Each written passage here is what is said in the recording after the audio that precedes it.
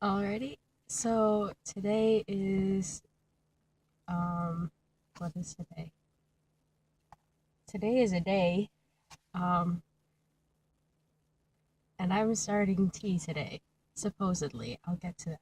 But I have my testosterone, I have my vials, you could see my address there, but I have three 1 milliliter vials of Depo testosterone and yeah, I have it in my hand. It's mine. I'm really excited about this, and oh my goodness, I'm also kind of terrified, but also excited. I don't know.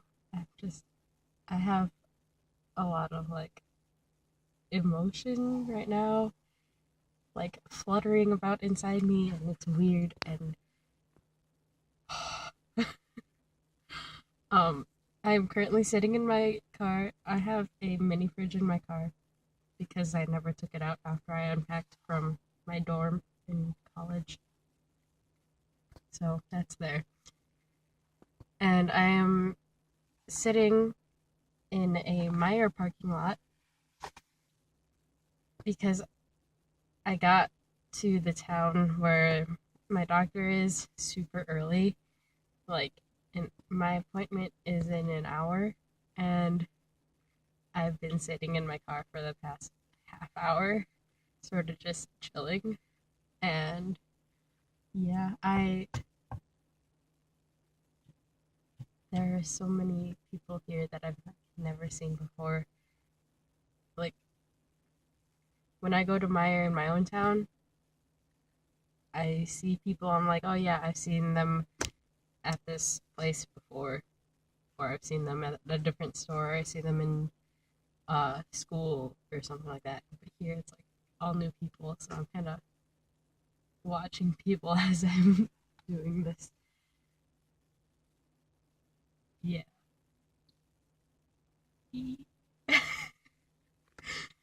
Um, so I thought I'd at least document parts of my transition. I've kind of transitioned socially already. I have the people that I'm close to, my friends, family, people at work even, they call me Charlie. They use he, him pronouns, or at least try to. And I'm out at school. I'm out pretty much everywhere. I don't like to correct people on pronouns or anything, or I don't really address it unless people ask. Um, hey, what are your pronouns? What do you go by? Something like that. I will correct if they call me Charlotte because that's not my name. Like they'll see my name on a piece of paper, they'll be like Charlotte. I'm like, call me Charlie, and I'm like, cool. And usually they'll do that, and that's awesome. There are people staring at me, which I mean, I guess that's fine. I'm sitting in my vehicle in a parking lot, filming myself talking. I'm talking to my phone. Okay, so when I said hopefully about getting my testosterone today, is that yesterday morning on my way to work, or maybe it was like noon, it was almost noon, it was morning, I received a call, and it was my therapist or counselor therapist person who makes me talk about things. Um, was like, so there's a problem, or there's a little hitch with your doctor, and they don't agree with my diagnosis of gender dysphoria. And I was like, okay. And this person, the person who called me is the counselor who wrote my note, my letter of recommendation or referral letter thing. And apparently, my doctor, who prescribed me the tea, literally handed me the prescription for testosterone and told me, go to the pharmacy, pick this up, and come back here. now is unsure of whether or not I should be starting testosterone, which really kind of bugs me a little bit because you literally handed me this piece of paper that tells the pharmacy to dispense 3 vials of testosterone cypionate to me, and they did that. I have it right here, the 3 vials. And then I receive a call saying that, oh, she's unsure of that. And then there was also something because I decided to have an IUD put in. Apparently, that was one of her concerns, was that I was deciding to start birth control, which this birth control is non-hormonal, so it won't interact with the testosterone at all. Not that it would normally, because a lot of the birth control that is used, even the hormonal ones, is progestin and not estrogen, and so that it's not much interaction anyway. But I chose a copper IUD because it's non-hormonal, won't mess with my periods, even though my periods are going to stop anyway on testosterone. And apparently that was a concern of hers because she's like, oh, if you're going to be on testosterone, you don't need an IUD. And I'm like, well, testosterone is not birth control. So, and this just makes me feel more secure to have it. Just, but it was a concern of hers, and she's like, oh, I don't know if you're gonna need it anyway. Don't bother with it. I'm like, I'm already getting it. You can't stop me. It makes me feel better. Just let me, bruh. I mean, oh my goodness.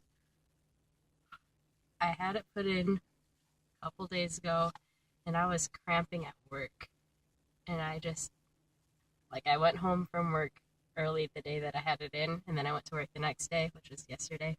Oh, so it was 2 days ago, literally.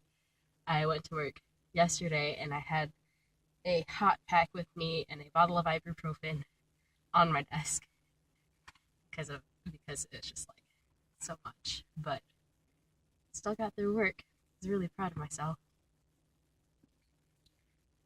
But yeah, apparently that was one of her concerns. Oh, why does why why do I want an IUD?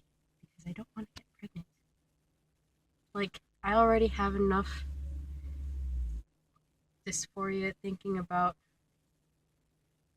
the fact that I have a uterus and my periods and all that gross, ew. And so I just, it was, eh. I, I'm 19 years old. I really don't need to have a baby growing inside myself for 9 months and then giving birth to it. Ew. We don't need another mini me. I'm perfect. We don't need a second one of me. Yeah. This parking lot is starting to fill up a little bit more. Yep, y'all can't see it, but it is, I promise you. So yeah, another concern that this doctor had was that I had only seen the person who wrote my letter twice, which I can understand that concern, but it's not like I hadn't been going to counseling before and been talking about my gender before. It's just that the person I was going to didn't feel qualified to write the letter for me to start T, and because I went through them through the school, it was just easier for them to refer me out to some other therapist who specializes in gender therapy to write me that letter. So yeah, that I mean, it's not.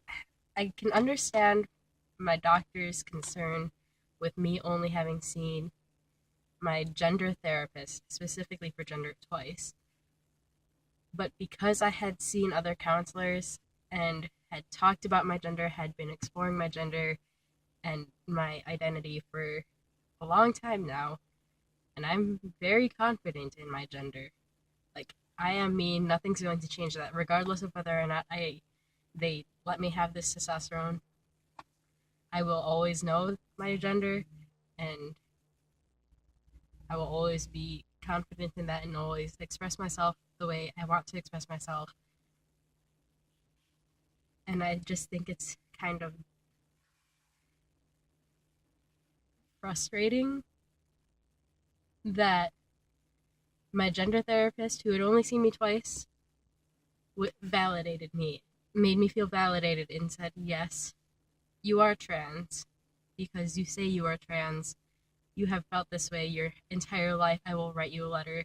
You've already explored your gender identity. You've already gone through basically what needed to be gone through. You've gone through counseling about this already. And then for me to go to the doctor, and the doctor's like, I don't know, you've only seen this particular person who wrote you the letter twice.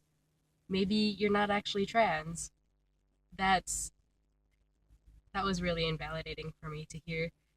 Um, it just made me feel like, do I really want to see this person? And I kind of have mixed feelings. I found a sticker in my pocket. Kind of have mixed feelings about going to this doctor because of that.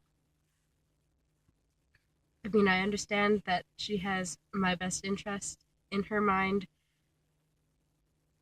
but I don't know, and I can't switch doctors because my insurance won't cover anywhere else that's nearby for me, and the only other doctor that I could have gone to isn't accepting any new patients. So I'm kind of stuck with this particular doctor. Um, though I think after a while I might just have my current primary care doctor just continue treatment, like if she feels comfortable with that, because I feel like it would be a lot easier for me to do that because I currently drive an hour to get to this office. I'm not at the office right now. I'm still in the Meyer parking lot. But I still drive an hour to get here versus driving 15 minutes to get to my normal doctor. So, I don't know. Uh, whatever. I have my appointment. I have my tea. And I should probably get going so that way I can check in and stuff. So, see you on the flip side.